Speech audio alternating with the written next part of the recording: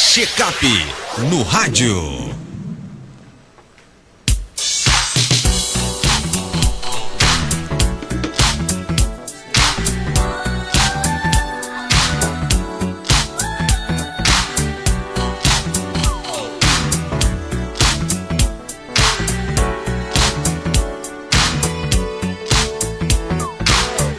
Quadro Checkup no rádio, hoje com o Dr. Belísio Neto, médico geriatra. Seja bem-vindo aqui ao nosso Panorama 95. Dr. Belísio, bom dia. Bom dia, Marcos. Bom dia a todos os nossos ouvintes, internautas. Uma satisfação, uma alegria, mais uma terça-feira, participarmos aqui do quadro Checkup do rádio. Dr. Belísio, muitas pessoas acham que o Alzheimer se resume apenas à perda de memória, mas também sabemos que altera o comportamento e as emoções. Quais os principais sintomas comportamentais que a doença pode trazer? A doença de Alzheimer, ela é bem complexa, não só porque o paciente esquece, né? O esquecimento, as alterações nas funções cognitivas, elas são o pontapé inicial. E isso vai progredindo, a doença vai progredindo, vão se perdendo neurônios e o paciente começa a ter alterações no comportamento em fases que a gente considera didaticamente a fase moderada, é a progressão da doença. Então os comportamentos também se alteram. Aquele idoso que nunca chorou e ele de uma hora para outra começa a chorar, começa a ter tristeza, começa a vagar por dentro da casa ou querer fugir de casa, agressivo, nunca foi agressivo e começa a ficar agressivo com as palavras, muitas vezes agressivo até fisicamente. Começar a alterar o sono, ou dormir demais, dormir de menos, ficar desinibido, diz o que quer, na hora que quer, do jeito que quer, ou desinibição sexual, entra em confusão mental, nessa fase perdendo referências, às vezes desconhece os familiares e aí ele começa a ficar desconfiado de que alguém possa estar fazendo algum mal contra ele, de que alguém esteja roubando. Então assim, isso é muito estressante para a família, para os cuidadores. É a parte que inevitavelmente o paciente que tem a doença de Alzheimer ele vai passar se ele não fizer tudo aquilo que a gente recomenda no início da doença, de dar diagnóstico, de medicar. 95 a 98% dos pacientes que têm a doença de Alzheimer eles vão passar por algum desses sintomas que eu falei anteriormente. Então, e na maioria das vezes as famílias só procuram quando esses sintomas começam a aparecer, quando fica quebrando tudo dentro de casa, querendo fugir, quando fica indiferente, tanto faz, quando fica sem dormir. Isso é quando está atrapalhando agora, enquanto estava só dando uma esquecida, era da idade, enquanto estava só se atrapalhando em alguma coisa que fazia.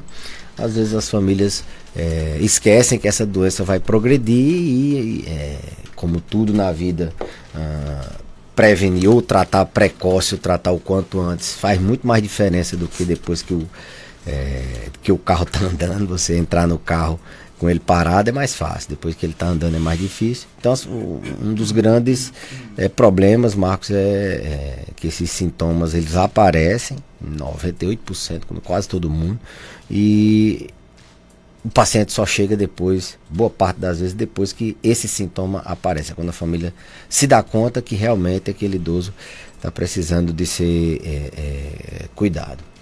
Agora, esses sintomas como agitação, irritabilidade ou desconfiança, costumam ser os mais difíceis para a família. Por que é que eles acontecem? O idoso ele começa a ter, como eu falei, morte de neurônios e ele começa a perder funções de planejamento, de reconhecimento, e aí esses sintomas aparecem exatamente porque ele começa a confundir.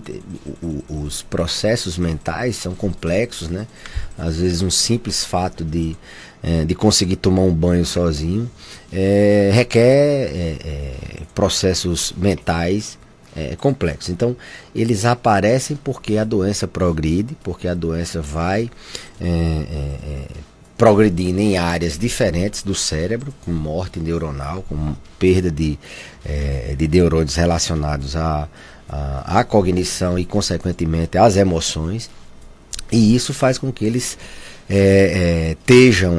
eles tenham esses sintomas que a gente considera na fase moderada. Então, são mais difíceis esses de agressividade, de desconfiança, de agitação, porque são sintomas que requer atenção mais direta do cuidador, do familiar. Ele vai ter que estar toda hora em alerta, né? Quando é só uma apatia, às vezes o paciente fica calado, isolado, ele não dá tanto trabalho, teoricamente, né? Mas a agitação, a agressividade, a desconfiança, você está toda hora desconfiando que alguém está roubando. Eu tenho um paciente que a família, eu acho que eu até já comentei isso aqui, o pai estava no início da doença e certa vez ele desconfiou que as filhas estavam roubando, foi na delegacia, ele ainda não tinha uma perda cognitiva ainda muito pronunciada, não dava para quem não conhecia perceber que ele tinha Alzheimer, e ele fez uma queixa de que as filhas estavam roubando ele, e a polícia foi lá na casa das filhas, e na verdade era da demência, né? Era do Alzheimer, e inclusive até assim, deixar bem isso bem claro, que esses pacientes, as famílias às vezes se irritam, tentam trazer ele para a realidade, e às vezes fica achando que aquilo não, é porque ele era assim, ele piorou. Não, isso é doença, não é ele, né? A gente não pode estar colocando culpa no paciente que tem a doença e está com um sintoma desse. Então, esses são mais complicados, como eu disse, está quebrando tudo, está querendo fugir de casa, requer alerta toda hora, ou você está ouvindo toda hora que seu pai ou sua mãe, seu avô, sua avó está ali lhe roubando, aliás, que você está roubando ele, que chega uma pessoa, ele vai dizer, olha, cuidado que essa daí é uma sem futuro, ela está, eu não posso deixar nada, e fica toda hora guardando as coisas, perde as coisas muitas vezes, dá muito trabalho ao cuidador. Então são sintomas mais difíceis, esses de agitação psicomotora, assim vamos dizer, perambular, vagar, fugir de casa, ficar agressivo, não dormir, ficar desconfiando. Isso é bem traumático. De que forma esses sintomas podem afetar a rotina da família e o dos cuidadores? O que é que você recomenda para lidar com momentos de agressividade ou agitação no idoso com Alzheimer? Boa pergunta, Marcos. A gente às vezes esquece, pensa só no Alzheimer e esquece que, na verdade, é o paciente que tem Alzheimer, ele tem Alzheimer, tem outras doenças, é a família, são os cuidadores, é o profissional ou os profissionais envolvidos nisso. E um dos tripés, que são os cuidadores, às vezes é negligenciado. Então, a família, no caso, também. Muitos cuidadores são familiares. E essa doença, ela traz muita sobrecarga, né? Ela traz um esgotamento para as famílias, porque se repete e se não existir uma colaboração, uma divisão de tarefas entre a família, se o cuidador não cuidar de si próprio, ele não tem condição, ele vai sucumbir, ele vai começar a se colocar em risco de cometer uma violência com aquele idoso, dar um grito e alguém perceber, ou ele vai adoecer. Na maioria das vezes eles adoecem de sobrecarga, né? O estresse do cuidador gera depressão, gera insônia, gera ansiedade. Vai adoecer porque não tem tempo para fazer uma atividade física e fazer uma prevenção. Então eles têm que se cuidar, né? As famílias têm que se organizar. É uma nova etapa, é uma outra pessoa que vocês vão, aliás, é uma mesma pessoa, só que com atitudes diferentes. Dividir tarefas e eu sempre digo, não conte com quem não quer ajudar. As famílias ficam muito frustradas às vezes, tem de ser quantos filhos, mas só 2 ou 3 ajudam. Quem não quer ajudar, ou se não pode ajudar presencialmente, tente dividir alguma tarefa que possa ajudar à distância. O cuidador se cuidar, se alimentar bem, ter tempo de descanso, isso é fundamental. Eu sempre digo às vezes para cuidadores profissionais, para os familiares que contratam um cuidador, e ter o cuidado de dizer, ele descansar é bom porque ele vai cuidar melhor. Se ele ficar 24 horas, 7 dias por semana e não descansar, vai ser muito ruim. A assistência ao seu pai, ao seu avô, sua avó, vai ser muito pior. Então eles têm que ter tempo de descanso, têm que se alimentar bem, como eu disse, fazer atividade física, cuidar de si próprio. Por quê? Porque nas situações que você me perguntou, como é que a gente deve lidar, no caso de uma agressividade, de uma agitação, ou de um excesso de perguntas, ou ele está inquieto, o indivíduo ele tem que ter calma, ele tem que estar bem. Se ele estiver estressado, sobrecarregado, não estiver dormindo bem, ele não vai ter a mesma conduta que é o ideal. Tá tranquilo, sempre manter esse ambiente de tranquilidade, inclusive até no tom da voz, tem que falar baixinho, tentar distrair, eu acho que não confrontar, não é assim, não é assado, não confrontar às vezes é pior. Se você fala, como eu falei, num tom de voz mais alto, ele percebe que você está e ele vai rebater. Então, um ambiente tranquilo, ter calma, tentar distrair, mudar o foco, distrair aquele paciente para alguma outra coisa, oferecer um copo d'água, dizer, tá tudo bem, eu vou fazer daqui a pouco. Isso é uma premissa. O cuidador está bem para ele poder agir de maneira calma, natural, tentar mudar o foco, tentar distrair esse idoso, às vezes até trazer ele para uma realidade, como eu falei, distrair com um copo d'água, colocar uma música, fazer alguma outra coisa.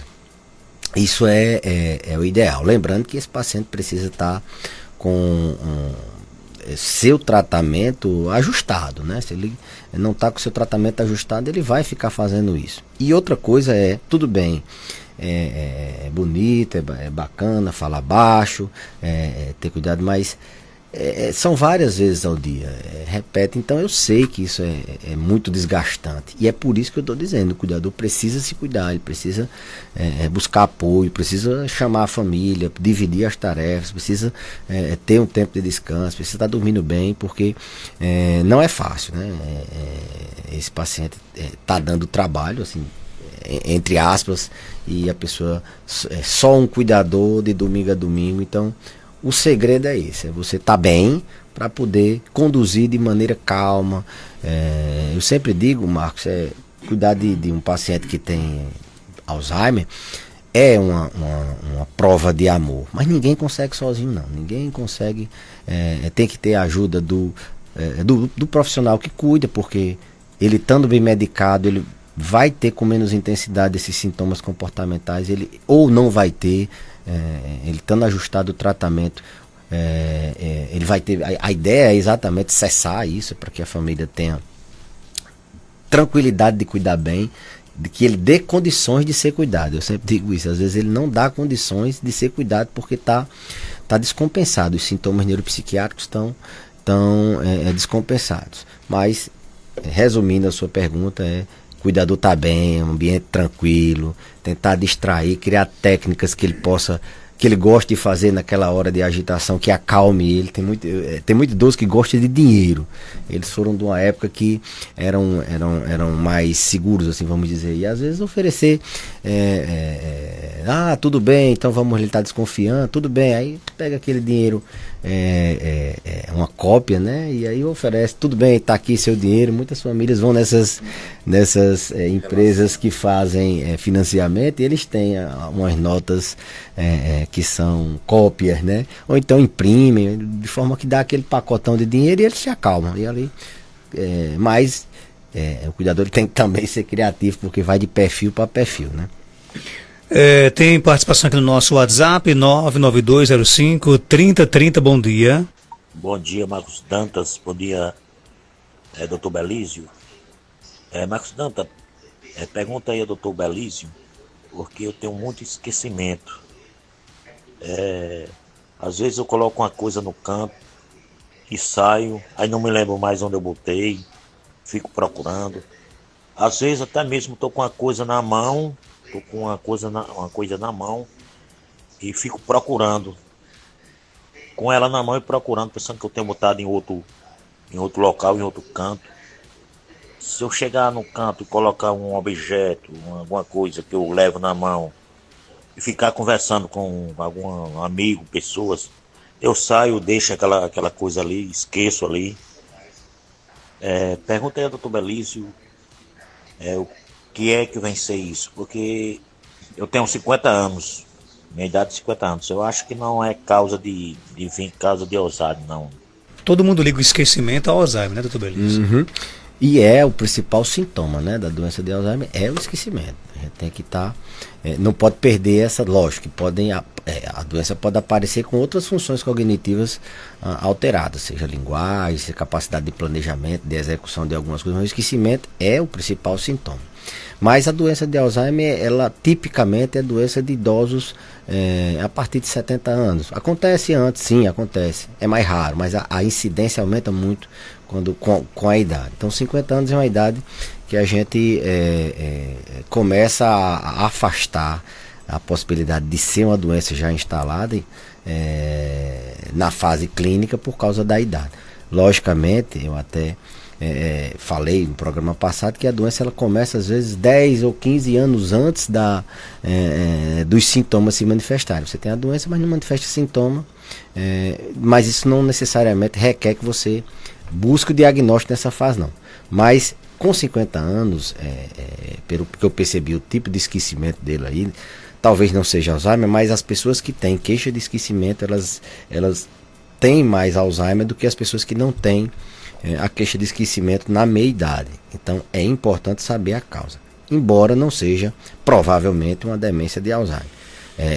As causas nessa idade aí são por doenças que afetem a concentração, a atenção desse indivíduo. Ele está no modo automático, assim a gente pode dizer. Ele está botando uma coisa num canto, mas a cabeça está em outro lugar. Você imagine dirigir um carro, por exemplo. Você consegue dirigir um carro sem perceber que você está ligando. Você precisa, carros que tem embreagem, debrear, que você precisa passar marcha, que você precisa dar sinal. Você nem percebe esses movimentos, eles estão automáticos. Por quê? Porque você não precisou se concentrar, nem estar atento ali. Do mesmo jeito é quando você vai tá com a cabeça sem capacidade de se concentrar. Transtorno de ansiedade faz com que a gente salte muito o pensamento e não se concentre. Transtornos do sono faz com que você não se concentre, não tenha atenção. Você coloca uma coisa num canto pensando já no que você vai fazer mais lá na frente. Transtornos depressivos também fazem com que essa retenção da memória fique mais dificultosa, né? Então as pessoas que têm esse tipo de esquecimento geralmente são por transtornos nessas áreas, ansiosos, depressivos, transtornos do sono. Não se concentre em uma coisa de cada vez, tá? Fica saltando o pensamento, querendo fazer tudo ao mesmo tempo. Tem até técnicas, a gente chama de neurópica, de atenção concentrada, que é o indivíduo prestar atenção. Hoje eu vou prestar atenção em tudo que eu vou fazer. Isso são técnicas da neuropsicologia, da terapia ocupacional, que fazem com que você se concentre mais. Mas se você não tratar o seu sono, se você não tratar o seu transtorno de ansiedade, sua depressão, você vai continuar saltando o pensamento, vai continuar às vezes com a coisa na mão, mas não sabendo onde é que está, porque você está desatento, desconcentrado.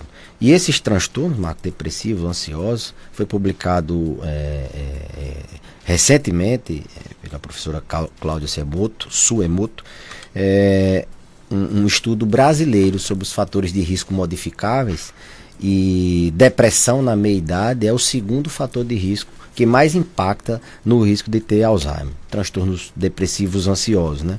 No mundo é o déficit auditivo, mas a população brasileira, a população americana, esse estudo dela demonstrou que tratar depressão na meia-idade, você reduz seu risco de ter Alzheimer. Na verdade, você consegue reduzir em 60%, segundo, por esse estudo que ela demonstrou aqui na América Latina.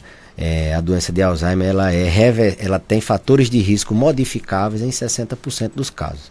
E um desses fatores que geram Alzheimer são os transtornos do humor, como por exemplo a depressão. Então o paciente precisa estar atento, concentrado, com a mente tranquila, serena, que ele vai fazer uma coisa de cada vez, vai prestar atenção no que ele está fazendo e não vai esquecer. Isso requer só essa orientação, a partir de amanhã eu vou fazer isso e vou começar a me lembrar? Não, faça uma reflexão, será que você não tem um transtorno desses que eu falei, ansioso, depressivo, ou o próprio sono não está alterado? Doutor Belísio, o zumbido é a cigarra no ouvido. O que atribui o surgimento desse sintoma? Zumbido é aquele chiado no ouvido, ou aquela cigarra. Talvez seja uma das doenças na medicina que tenha mais causas. Zumbido pode ser, qualquer coisa pode causar zumbido. E consequentemente, tendo muitas causas, é uma das doenças mais difíceis de se tratar. Zumbido pode ser por doenças dentro do próprio ouvido, né? Algumas labirintopatias podem causar zumbido. Pode ser por doenças infecciosas, infecção pode causar zumbido. Pode ser por alterações no sistema cardiovascular, hipertensão, hipercolesterolemia, alteração nas taxas, diabetes. Pode ser por estresse, doenças que gerem estresse. Então, assim, são muitas as causas. Teria que se avaliar muito minuciosamente, e a resposta aos medicamentos é muito ruim. Algumas vezes incomoda ao ponto do paciente precisar usar um aparelho auditivo para mascarar aquele zumbido. Não é que não tenha jeito, mas pelo raio de eu dizer o que é que causa, são muitas causas, são diferentes causas que podem levar aquela zoadinha no ouvido que incomoda bastante. Mas buscar o apoio, buscar fazer uma consulta, seja no médico da sua unidade, seja com um profissional da sua confiança, você já vai estar num caminho que a gente vai tentar afastar as principais causas, tratar, e talvez você tenha uma tranquilidade. Zumbido no ouvido é uma coisa, zumbido é um sintoma bastante que incomoda bastante. Doutor Belísio, meu pai teve Alzheimer precoce, morreu aos 75 anos e era igual a um bebê. Dependia da gente para tudo. Foi só eu e minha mãe para cuidar, foi dificílimo. Aí queria saber se eu, que sou filha, se tenho risco de ter Alzheimer e se já devo me cuidar, já que sou muito esquecida, perco as coisas, e ontem troquei o nome de uma pessoa. Pergunto também que o profissional devo procurar e se existe algum exame que posso fazer para saber se posso estar com Alzheimer. Profissional, a gente está aqui para atender qualquer... No caso é o geriatra, né? Também. Mas, assim, a genética e a idade são fatores de riscos não modificáveis. Não tem como você modificar. Sim, você tem um risco maior de ter a doença. É como alguém que tem diabetes na família, ela tem um risco maior. Mas todas as pessoas que têm diabetes na família vão ter diabetes? Não. A doença de Alzheimer do mesmo jeito. Sei que foi traumático, né? Ela teve que cuidar do pai, ela e a mãe até o final, viu a doença nos seus estágios mais avançados, né? Onde o paciente fica acamado e totalmente dependente. Mas isso não pode gerar nela uma preocupação que faça com que ela busque um exame. Inclusive não tem indicação de se fazer exame para genético ou mesmo com líquido, para saber se ela tem o risco de ter Alzheimer. Isso não vai ajudar ela em nada. Ela já sabe que tem um risco de ter Alzheimer, mas ela tem um risco também de ter várias outras doenças que talvez na família também tenha. Não pode se concentrar só nisso, mas é importante ela saber que, até falei anteriormente, que foi demonstrado por esse grande estudo da doutora Cláudia Suemoto, que 60% você consegue modificar o risco de você ter a doença com essa média de 60%. Como?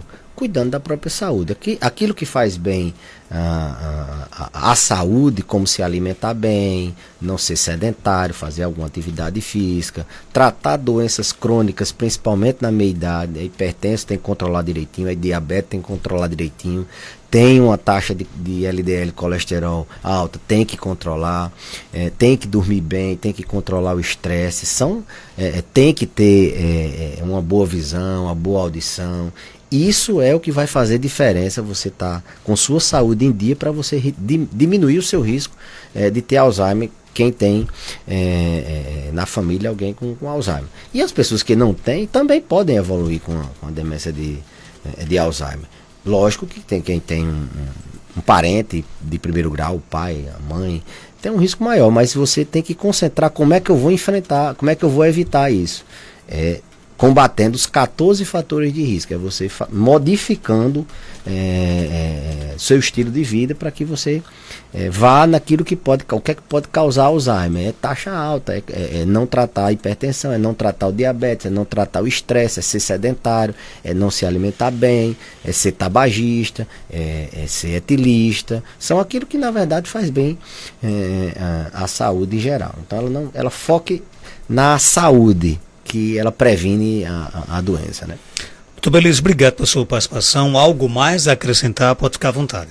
Marcos, só lembrar que agora nesse mês de setembro a gente faz o Setembro Lilás, que é o mês é o mês de conscientização mundial da doença de Alzheimer, e a gente, através da Universidade Federal do Rio Grande do Norte, no projeto de extensão, uma liga de geriatria com os alunos, e em parceria com a Secretaria Municipal de Saúde, com a Secretaria Municipal de Assistência Social, a gente faz aquela semana do Alzheimer. E eu queria só divulgar aqui que a semana do Alzheimer ela vai ser dia 16, a gente começa aqui no rádio divulgando, mas o que é que vai ter um momento para médico, para estudante de medicina, mas eu queria divulgar era o curso de cuidador, né? Então esse curso de cuidador que todo ano a gente faz, eu vou divulgar aqui o telefone para se fazer as inscrições, né? Eu tinha prometido, então vai lá, quem já fez pode fazer novamente. É um momento que a gente treina os pacientes, treina os cuidadores a lidar com as situações da demência. Só o Instagram da Liga, Lagern, LAGERN, você lá tem informações, mas o telefone de contato é o 84 999 54 80 44. Vou repetir. Quer fazer sua inscrição, garantir sua vaga? O ano passado lotou no instante. 84 999 54 80 44. Então, a inscrição do curso de cuidador da Semana do Alzheimer. Obrigado. 7h40.